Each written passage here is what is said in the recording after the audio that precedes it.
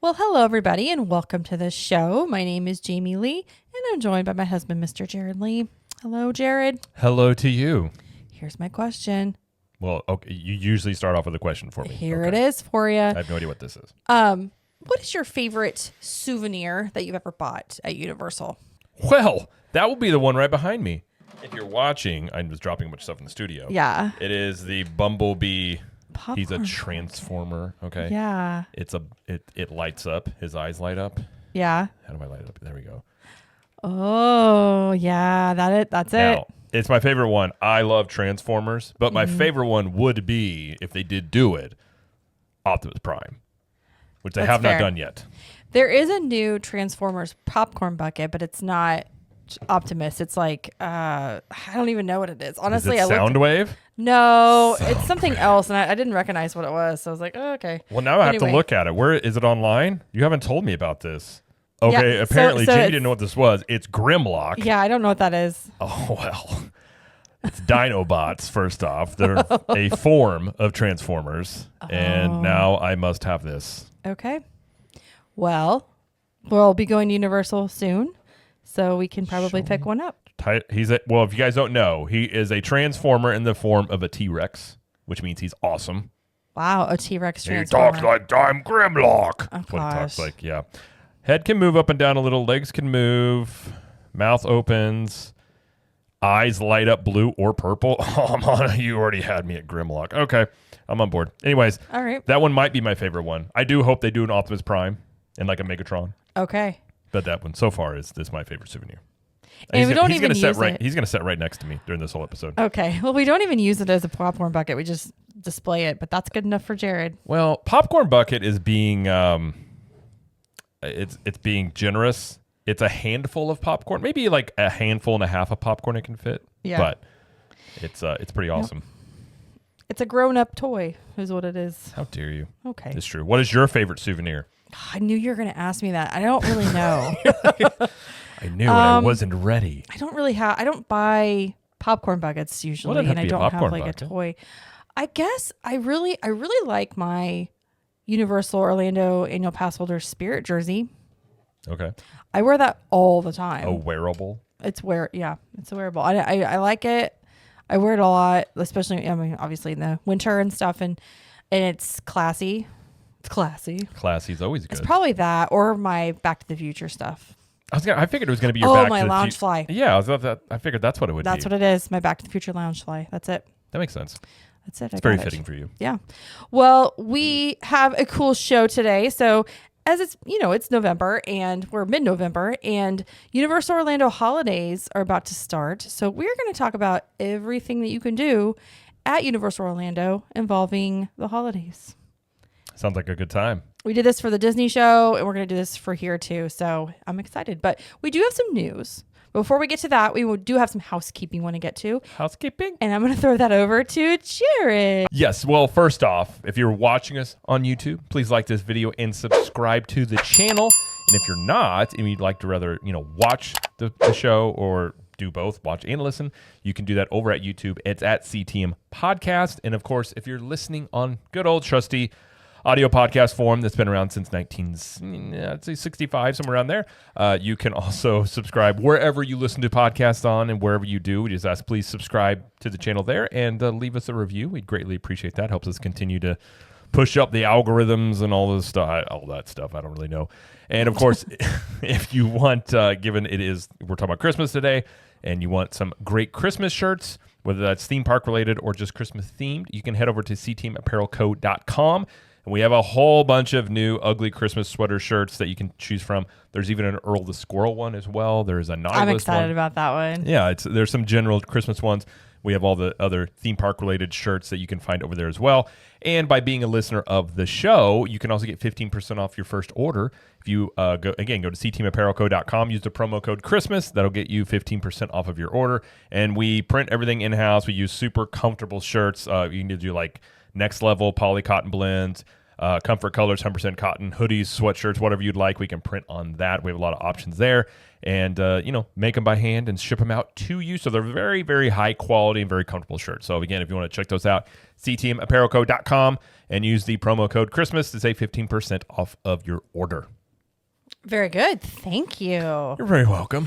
All right, we got a few stories we want to talk about today for the news. The first one is Skull Island Reign of Kong might be finally redoing the outside portion of the attraction. It looks that way. So the A mode, and if you're unfamiliar what this means, A mode is like basically how the ride's supposed to run. And then most rides have like a B mode. Some rides have a C and D mode of just like if something's not working, it still runs, but it doesn't have all the elements active with it. Right. The A mode has not been in use for a while the ride vehicles takes guests on the outside pathway is where the A mode is supposed to take you. Right. Currently, B mode has been used for a while where this skips the outdoor part and just takes you like straight into that cave scene on the first one there. So it seems that either A mode's going to get fixed or I don't think they're going to get any upgrades. It just seems like it's going to be fixed perhaps. I think they're just smoothing it out from what I understand because I don't know if this is true. This is just kind of rumory, but apparently the ride vehicles going over the terrain was making it hard, like upkeep for that was hard, like it was too much on the ride vehicles. So that's why they don't do that anymore, or like something went wrong with it. They got to replace those struts. Maybe that's it. Could Maybe be. that's it. And also you miss a lot of the audio because there's audio playing while you go in the outside portion, but when you skip that part, it kind of it still makes sense, but it's kind of like, okay, you're missing part of it. So Right. Anyway, so yeah, that hopefully is getting redone. We'll see. I mean, it's definitely got scrim up. So they're doing Yeah. something there. And I guess they're not impeding on anything because that part's not being used right now. So Right. it doesn't affect anything Right. with the ride right now. I will say we just rode this like a month ago, a couple of weeks ago. Yeah. And it's still good. It's just they took the 3D part out, which I think does affect it a little bit. It doesn't make it as I don't want to say thrilling. Immersive. Yeah. Well, I'm not a big fan of this ride and like the Fast and Furious ride are ones that were taken from the Hollywood Tram ride where you've got the screens are on the sides and not really in front of you. I'm not a huge fan of that concept as a ride goes. So taking away the 3D part probably has a lot to do with there is some expense with the 3D glasses as the plastic. And I think this is the same thing with Flight of Passage over in Disney is that the plastic there ages and they're supposed to be replaced over a certain amount of time, but those glasses are not cheap. So probably for this ride I don't think it's probably a big thing to say. This isn't the most popular ride at Universal. Right. So they probably didn't want to spend the money on buying a whole bunch of new 3D glasses. And so they just made it 2D. In my opinion, I don't really feel like the 3D element added a ton to it. I feel like you still get, the big thing about it is you have the Kong animatronic, which is the coolest part of the ride. And really the queue. I think the queue of this ride is really, really good. Yeah, it's good. It's like really well themed and things like that. So I would say that's probably why they did that. But we'll see if they maybe add it back in after they do some refurb. Who knows? But okay. Well, our next story is that express lanes for attractions are slowly installing facial recognition cameras. Yeah, I talked about this on a YouTube video last week because I was curious about this. So they're not in use yet. Right. So they're being put up. I think they have one in DreamWorks Land for the show. I think they have one at Troller Coasters. They have one at ET has one. Yeah, so they're slowly popping up. Now they have done facial recognition before on a kind of a mobile cart thing. Okay. So it's not a brand new concept for Universal, but I don't remember that. I think they've only done it when it's like really, really busy. Okay. But it wasn't a permanent thing that they did. So of course the assumption here is that you use facial recognition to get into the parks now. Right. To confirm identity. Yes. Yes. So given that, more than likely they're going to use this, tie it to your Express Pass to be able to use it so that you probably can, misuse of it, hand it to people that don't need to be using it and things like that. I would guess. I'm wondering if I would assume it's a combo of both things, perhaps, or scan the pass and facial recognition. But I suppose on some level it could be just straight facial recognition. Yeah. But I don't know. Now I will say, anytime you talk about facial recognition stuff, people get kind of, which I understand. It's like the same thing with fingerprinting. But I will, given how it works entering to the parks, it actually works very well. I've actually been very surprised at how efficient it is. Many times I'll still have my sunglasses on and my hat, and it still recognizes me. So yeah, on that end. So that is something they'll probably, my guess is this might go live next year as we get closer to Epic Universe. Yeah. I'm assuming that a lot of the technology they're doing in Epic Universe, which is going to use a lot of cutting edge technology, they're probably going to implement into the existing parks as well. So this is going to be something that they launch at the same time when Epic Universe opens. Yeah. But at the same time, I don't know if Epic Universe is going to have express passes. So that's the other part of that. But I think this is something to be coming very soon. I don't know how you feel about it. If it's to prevent people sharing the passes or misuse in general, I can see that being a reason. Is it another thing that our faces are recorded onto some device? Yeah. I don't know. I guess we'll see once they roll it out how it goes. But yeah, I mean, Universal also recently did a patent for some AI technology that would essentially monitor, it was to prevent bad guest behavior. So Universal seems to be very much being, I would say, instead of reactionary, they're being a little bit more I can't think of the word I'm thinking of here. Thinking ahead of time about potential issues. Proactive. Proactive. Yes, that would be the word my brain did not want to do today. So they are doing things in terms of the guest experience and trying to mitigate things that impact other guests. So, if you have the regular Express, if you were to switch it with somebody, it's not like that's taking up much space because it's only one use anyway. So let's say, that wouldn't affect much. But if you have the unlimited and you're exchanging that with a group of people, that would be a misuse that could impact a lot of people in that way. Yeah. It also could be for line jumping as well on some level, if they'll probably have multiple things. And it also could be for labor. If they do have these up and it doesn't require a team member to be manning it, it could be a way for them to not have as many, team members manning all these points on these rides as well. So it could probably be a combo of things, but this is something that, I'm sure they're not installing these to not use them. So I do believe this will be implemented sometime in the near future. Yeah. Okay. Next story is we got a closer look at some of the animatronic monsters for the new attraction in the Dark Universe area. We did. Okay. So first of all, let's just say there's 14. I think there's 14 different animatronics. And I have to say, I am very impressed. I'm very impressed with how lifelike they look. Yes. They look very scary. The Wolfman one looks so good. It's almost like they morph. I know it's an animatronic, but it's it's I don't know. It's crazy. Yeah, if you're watching this on YouTube, there will be an overlay. They had a little short video they showed of these. So the Frankenstein is 9 feet tall, weighs about 800 pounds. My gosh. The one to me was most impressive was Dracula. It legitimately looks like a real person. And if learning a little bit more about them, they had to create new technology to develop these. So when you're talking animatronics, these are actually much closer to robots in terms of moving and walking, which a lot of these can do. Wow. So these things are, if your fears of Terminator are coming to life, these things would be terrifying. But Dracula. I see it on the picture right now. I mean, the movements are insanely fluid. They look great. And there's supposed to be 14 of them in the ride. Now, I don't know if that's also counting the queue area. Okay. But in the ride itself, there's supposed to be 14 of these animatronics. And that's at Monsters Unchained, the Frankenstein experiment is what you're talking about. So basically, this ride, if you're unfamiliar, in Dark Universe, the Frankenstein Manor where this ride is, it's using a Kuka arm ride system, which is the same ride system as Forbidden Journey over in Hogsmeade. So if you're familiar with that one, it has it on arm and it takes you into those scenes in those little dome, where you're riding with Harry or you're the Quidditch match and stuff like that.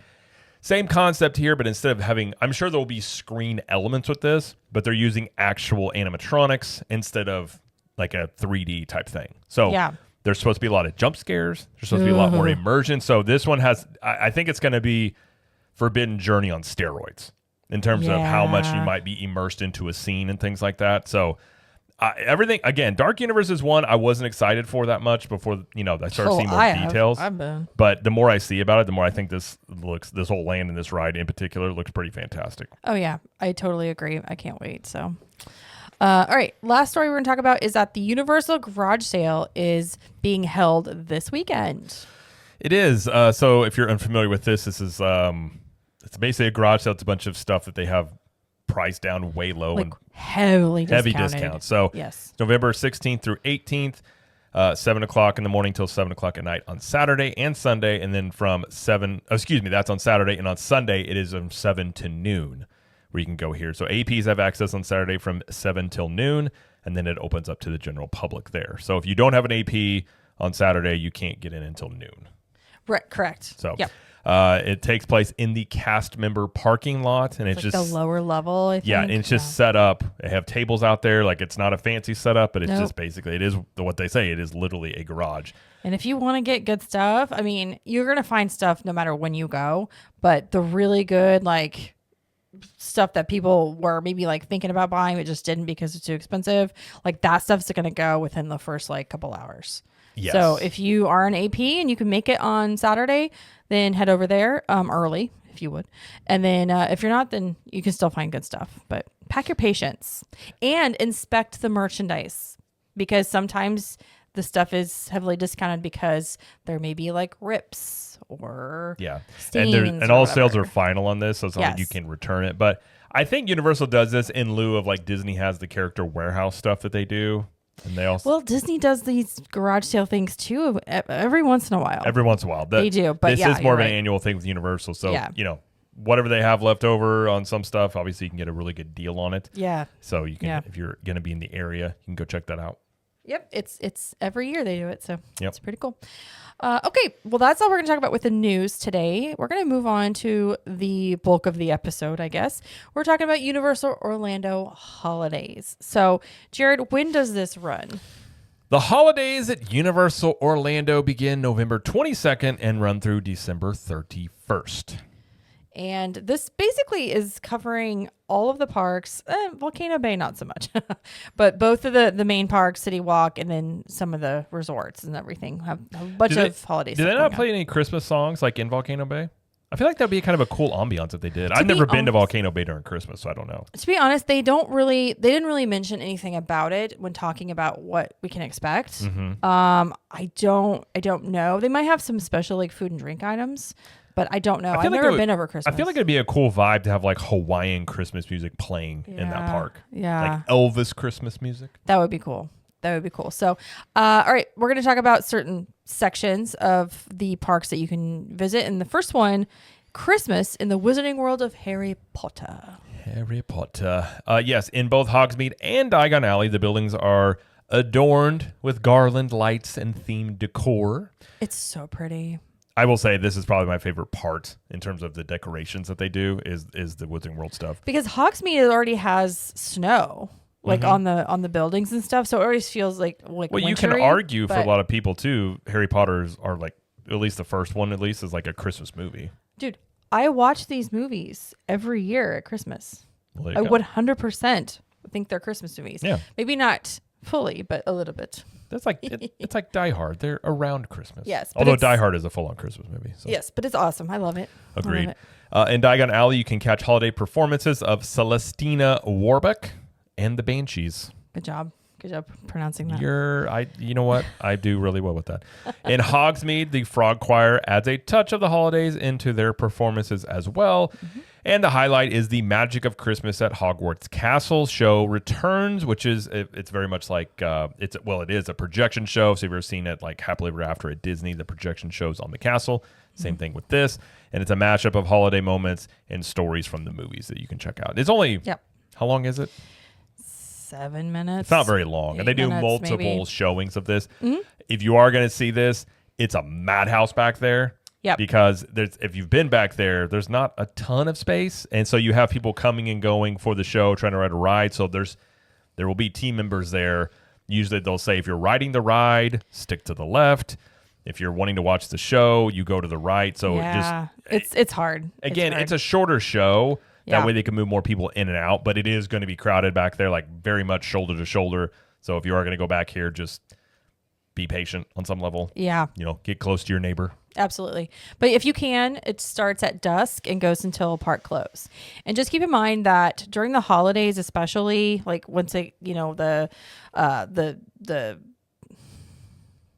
sun goes down earlier, they don't keep the parks open super late. Like 7, 8 o'clock is about the latest. I hope they change this when Epic Universe opens. That's what my biggest complaint about Universal is. The parks close too soon. Absolutely. That's my biggest complaint too. Yeah. So, I mean, that does affect how many showings they do. But because, again, the sun goes down earlier, you can catch more performances. So, again, pack your patience. Can we also just talk about, let's get rid of daylight savings time.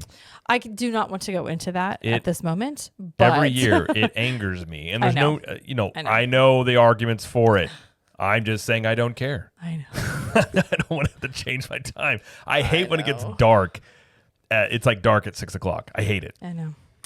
It's hard. Oh my gosh. It's hard. I'm just gonna keep talking about it. I won't. All right, we can move on. The next thing we're gonna talk about for the holidays at Universal is Grinchmas at Islands of Adventure.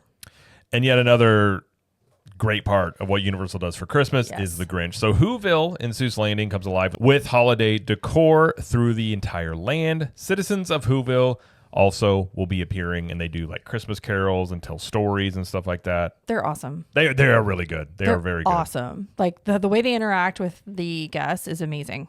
I love it. Yeah. I love it. Very much so. You can also catch the Grinchmas Holiday Spectacular. That is a live retelling of the classic How the Grinch Stole Christmas, which we've seen multiple times. Consistently a great show, a very high quality show. This is the type of show. It's probably not in length in terms of something you would like pay to go see, but in terms of quality, it is. It's awesome. It's a fantastic show. I've never seen one. I've never seen a Grinch, and I know they have multiple Grinches. Every Grinch I've ever seen is great, and they're based off of the Jim Carrey Grinch from those movies. Right. So if you haven't seen it, but I mean, funny, hilarious, like sarcastic, like just like very Grinch-like. So good. So I highly recommend doing that. And they do have multiple performances during the day.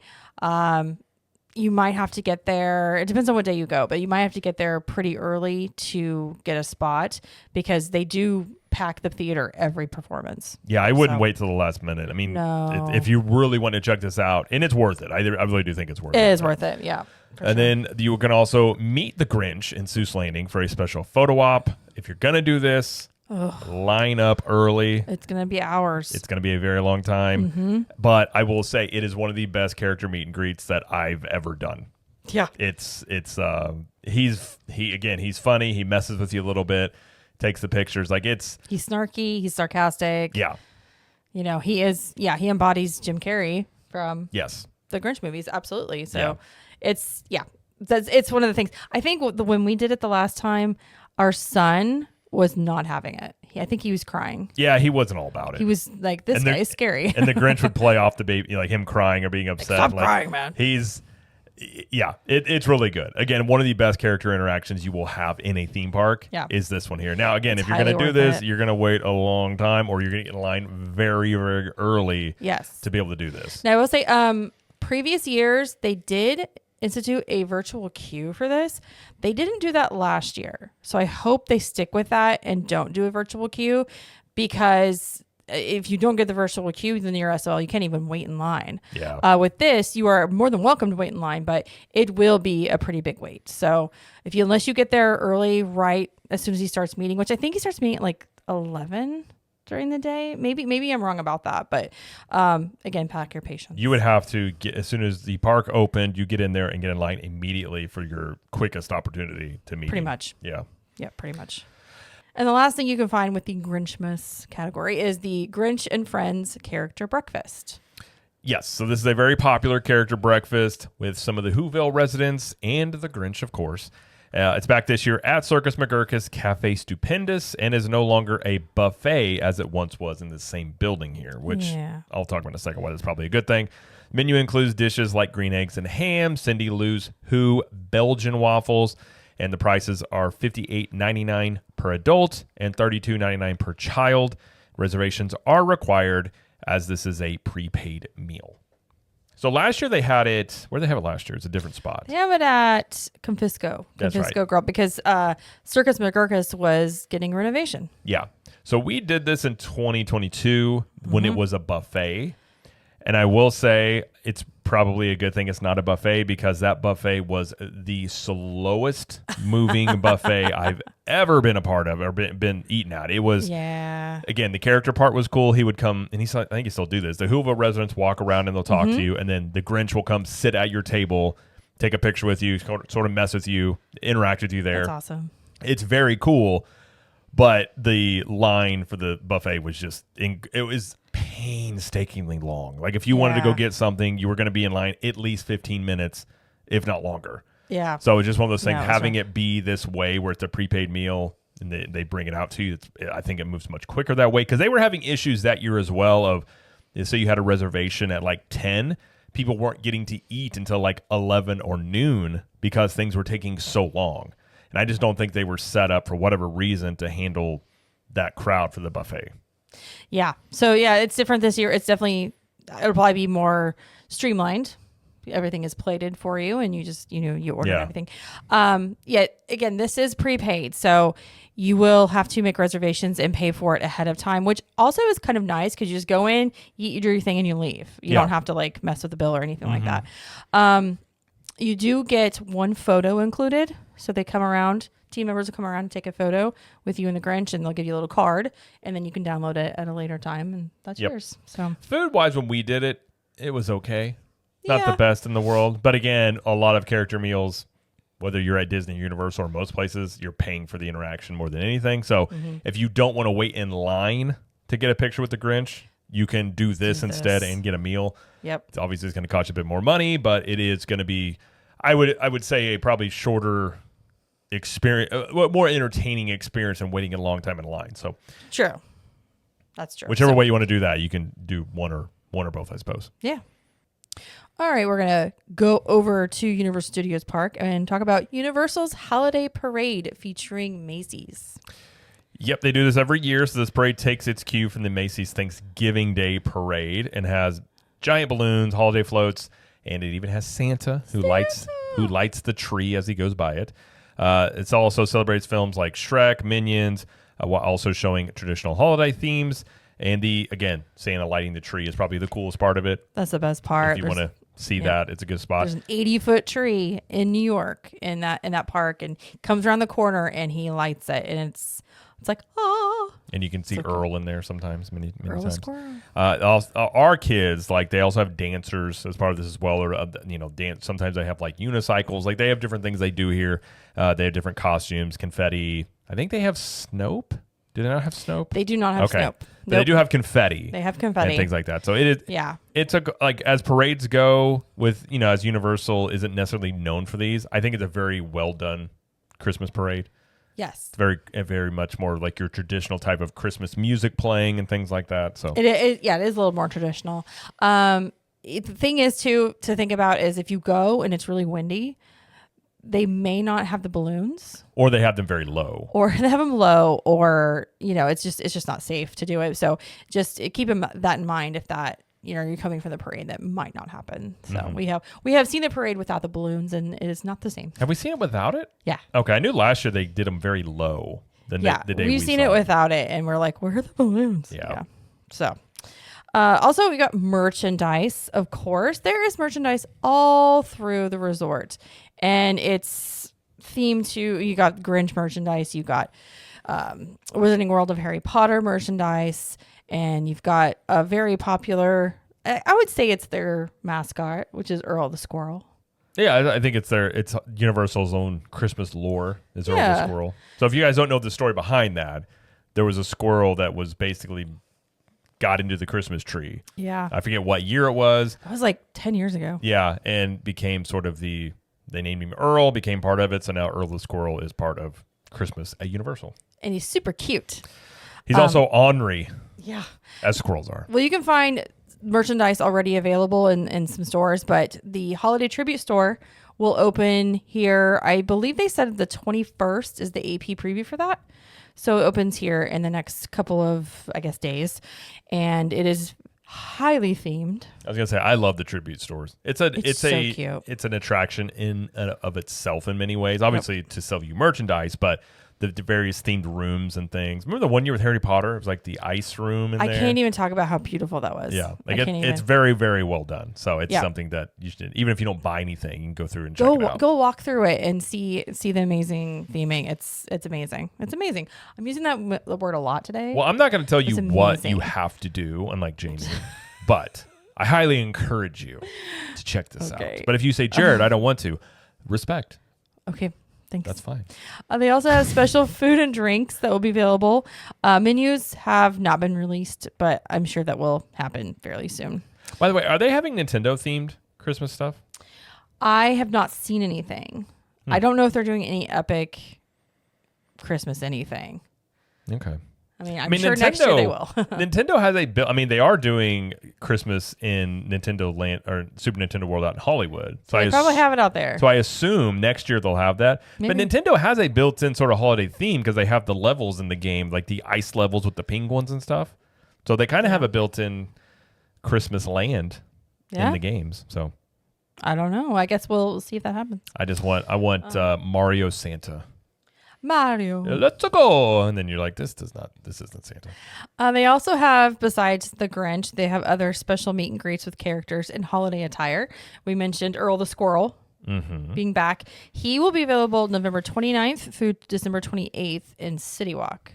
So not in the parks, which I thought that was interesting. I was like, okay. They're doing a lot more stuff like that in City Walk too. They're going to have the Nintendo store that's going to be in there, and you're going to be able to get butterbeer in City Walk whenever that's all done. So they are doing more things. I guess they're just probably looking at ways to generate more sales. Maybe there are some people that just go to City Walk that don't go into the parks. True. So I guess that could be more maybe for the locals that are kind of just, not sure if they want to go in or not. Yeah. Yeah. You can also see other characters out that have a little bit of a holiday flair. I think like the 3 by Mice were in like Christmas scarves. I think they throw stuff on there. I think Shrek has a Santa hat. I can see that. I can see Shrek. I can't remember exactly, but yeah, they're out there and they have a little flair to them. So, something new this year is the holiday Nutcracker hunt. Yes, Earl the Squirrel will take you on a scavenger hunt across both parks, Universal Studios and Islands of Adventure. I suppose the question is, does this replace what they've always had, which is the holiday tree hunt? I don't know. I guess. I don't know. The tree hunt. They didn't give you much more information. Yeah, I like the idea more of a scavenger hunt. I think it's kind of more entertaining for kids. Maybe this is more for like kids. Because again, for sure. I think Universal is trying to do more things for kids in that way and like little. So this is something like our daughter would be into. Like she likes a good scavenger Your hunt. wife would like it too. Well, yes. I'm not saying adults can't enjoy this. I just mean maybe more for having Earl be a part of it. A little bit more, cartoony, kid-friendly thing. I'm all for it. I'm not against it. No. The Red Coconut Club in City Walk will turn into Green and Red Coconut Club. This is where guests can enjoy live entertainment and themed holiday cocktails. This is a heavily themed club. I don't think I saw it last year, but the year before that, it was like 50s. It was like mid-century modern decorated Christmas. It was pretty cool. It was pretty cool. But I've never been in here. You still haven't been in here? I haven't. I have to make a point to do it. Well, they have funky hours. They do have funky hours. It's often rented out for some private event or something. So you always have to, like the day you go, just be like, what are the hours? Just tell me. Yeah. Or social media will tell you sometimes too. So true. And the last thing is the Universal Holiday Tour. Yeah, this is a guided journey through popular holiday experiences across the parks. This begins November 25th, and it includes an exclusive meet and greet with the Grinch and his faithful dog Max, small plates, which are like in delectable desserts and non-alcoholic beverages in Universal Studios Florida, reserved seating at the Grinchmas Hula Day Spectacular, an exclusive meet and greet photo opportunity with Santa Claus in Universal Studios Florida, an after-hours showing of the magic of Christmas at Hogwarts Castle, so you don't have to mess with the crowds there. Priority access to Universal Studios' newest attraction, Illuminations Villain Con Minion Blast, which you probably have priority access most time there because the wait times are usually 5 to 10 minutes. But right. You can do this. Pricing begins at $79.99 per person and does require a park-to-park ticket. So this is the only way you can meet Max, the Grinch's dog. Mm-hmm. So if that's important to you, I would recommend doing this. I have heard that people really enjoy this tour, and it's not too like value wise. I don't know if it's hard to gauge if you think it's like worth it, because you can still watch the spectacular. You can still meet the Grinch. You can still, you can't meet Santa, but you can see him in the parade. You can still watch the show at Hogwarts Castle. You can still ride Villain Con. You know what I'm saying? So it's like you really have to kind of gauge, like, is $80 or whatever it is worth it per person for maybe a couple treats and to meet the dog. I suppose it saves you time potentially. And it saves you a little time. Depends on how you look at it. But it's like a 5-hour tour. Yeah. I mean, like most things, I don't think you probably aren't going to make much of a economic argument that it's going to like save you money. Yeah. But it just comes down to, if you want to get a lot more stuff done in a shorter amount of time, not wait a bunch of lines, have, some food involved, you can add that onto it. Well, this is not something we've done before, but I do look forward to doing it in the future. So we'll hopefully maybe do it next year. Maybe next year they'll have priority access to a different ride, Epic Universe stuff, and I'd be like, let's do it. Okay. Something that is not returning this year, which was kind of upsetting to a lot of people, was the Mannheim Steamroller performances. Why would they take this away? I don't know. They used to do a little series where they do performances in the park, and they're not doing that. So I think of myself as Dwight listening to Mannheimer Steamroll. Mannheimer? Why do I say it wrong? Mannheim Steamroller. Mannheim Steamroller. Listen, everyone knew what I meant. But if you ever seen the episode where Dwight listens to it, Christmas. Yeah, that's how the intensity of Christmas should be right there. All right. But yeah, that's not there anymore. So you can just put it on you can just listen to it on your phone as you walk around. There you go. But that's pretty much it. That's, they've mentioned that they're doing this year. What are you most looking forward to, Jared? Probably. I always like the Harry Potter stuff, that and Grinch stuff. I mean, I don't want to wait in the line to meet the Grinch. I do enjoy the Grinchmas stuff and the stuff, but probably overall, I like the vibe of the Harry Potter stuff quite a bit. But if I had to choose one, I'd probably say the Harry Potter stuff, because again, the Harry Potter area is better than the Seuss Landing area. So if you're being in there and I don't know, that feels very Christmassy. I think it depends on who you are. Like if you're children, they're going to be like Seuss Landing. Well, I would make the argument that 98% of things in life probably fall into the same category. So you're probably right. Okay. I'm just saying you're right. Okay. But for me, that's what I would choose. What about for you? I really enjoy the Grinchmas show. I really enjoy that. It is really good. I would say that the parade is very entertaining, but we've seen it a couple times and it hasn't really changed much through the years. So it could use a little updating, I think. But yeah, probably the Grinch show.